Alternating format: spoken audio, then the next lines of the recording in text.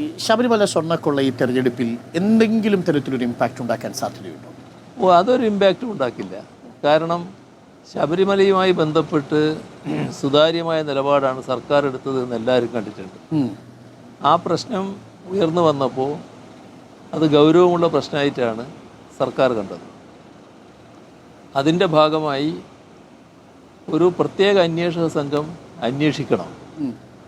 ആ പ്രത്യേക അന്വേഷക സംഘം നമ്മുടെ ഹൈക്കോടതിയുടെ മേൽനോട്ടത്തിലും നിയന്ത്രണത്തിലുമാകണം. ഈ അഭിപ്രായം ഞങ്ങൾ അങ്ങോട്ട് പറഞ്ഞതാണ്. സർക്കാർ പറയാണ്, ഹൈക്കോടതി അത് അംഗീകരിച്ചു. ഹൈക്കോടതിയുടെ മേൽനോട്ടത്തിലും നിയന്ത്രണത്തിലും ഒരു SIT വന്നു.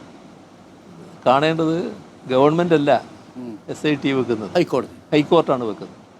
അപ്പോൾ അവർ പ്രവർത്തനം ആരംഭിച്ചു. നല്ല മികവാർന്ന പ്രവർത്തനം തന്നെയാണ് നടത്തിയത്. പക്ഷേ രാഷ്ട്രീയമായിട്ട് ഗവൺമെൻറ്റിനെതിരെ ചില വിമർശനങ്ങൾ അന്നേരം ഉന്നയിച്ചു. ഞങ്ങളതിന് മറുപടി പറയാൻ പോയില്ല. കാരണം ഞങ്ങൾക്ക് ഉത്തരവാദിത്വമില്ല, ഞങ്ങളല്ലാതെ കാര്യങ്ങൾ നടത്തുന്നത്. നല്ല മികവാർന്ന പ്രവർത്തനം നടക്കുകയാണ്. അപ്പോൾ ഹൈക്കോടതി തന്നെ അതിൽ വ്യക്തത വരുത്തി.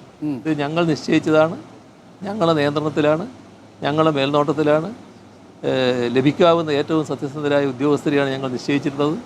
അവരുടെ കഴിവിലും കാര്യക്ഷമതയിലും ഞങ്ങൾക്കൊരു സംശയമില്ല എന്നൊക്കെ നല്ല വർത്തമാനങ്ങൾ ഹൈക്കോടതിയുടെ ഭാഗത്തുനിന്നുണ്ടായി.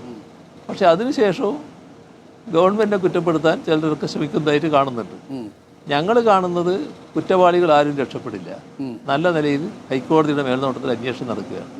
അത് ആ നിലക്ക് തന്നെ തുടരുന്നു. കാര്യങ്ങൾ മനസ്സിലാക്കുന്നവർ ഇത് മനസ്സിലാക്കുന്നുണ്ട്. പത്മകുമാറിനെ ജില്ലാ കമ്മിറ്റിയിൽ തുടരാൻ അനുവദിച്ചതൊരു തെറ്റായ തീരുമാനമാണ്. അല്ല, അതിൻ്റെ കാര്യം എന്താണെന്ന് പറഞ്ഞാൽ ആദ്യഘട്ടത്തിൽ ഈ അറസ്റ്റ് നടന്നല്ലോ. അറസ്റ്റ് നടന്നു, അയാൾ ജയിലിലായി. ഞങ്ങളുടെ രീതി വെച്ച് അദ്ദേഹത്തോടൊരു വിശദീകരണം ചോദിക്കണം, ഒരു എന്താണ് എന്താണെന്ന് അറിയണം. അങ്ങനെയൊന്നുള്ള കാര്യങ്ങൾ അപ്പോൾ അറിയാൻ നിവൃത്തിയില്ല. അപ്പോൾ ഞങ്ങളത് കുറ്റപത്രം വരട്ടെ എന്ന് വെച്ച് കാത്തു നിന്നു. അത് വൈകി. അപ്പോൾ അദ്ദേഹത്തിന് ജാമ്യം കിട്ടി. ജാമ്യം കിട്ടി വന്നപ്പോൾ ഞങ്ങൾ ചെയ്തത്, അദ്ദേഹത്തെ തെരഞ്ഞെടുപ്പിൻ്റെ സമയമായി, ജാമ്യം കിട്ടുകയും ചെയ്തു. അപ്പോൾ ഞങ്ങൾ ചെയ്തത് അദ്ദേഹത്തെ എല്ലാ ഭാഗത്തു നിന്നും ഒഴിവാക്കി നിർത്തി. എന്നിട്ട് അന്വേഷണം നടത്താൻ തീരുമാനിച്ചു. അപ്പോൾ ഇപ്പോൾ അദ്ദേഹത്തിന് ചുമതലകളൊന്നുമില്ല, അന്വേഷണം നേരിടുകയാണ്. അതാണ് നിലവിലെടുത്ത സ്ഥിതി. ഇനി കുറ്റപത്രം സമർപ്പിച്ചു കഴിഞ്ഞാൽ തുടർ നടപടി ഉണ്ടാവും. കുറ്റപത്രം മാത്രമല്ല, ഞങ്ങൾ ഈ അന്വേഷണത്തിൻ്റെ ഭാഗമായിട്ട് മറ്റ് തീരുമാനങ്ങൾ വരും എന്താണെന്നുള്ളത്. അത്രയാണ് വരിക. അതെ.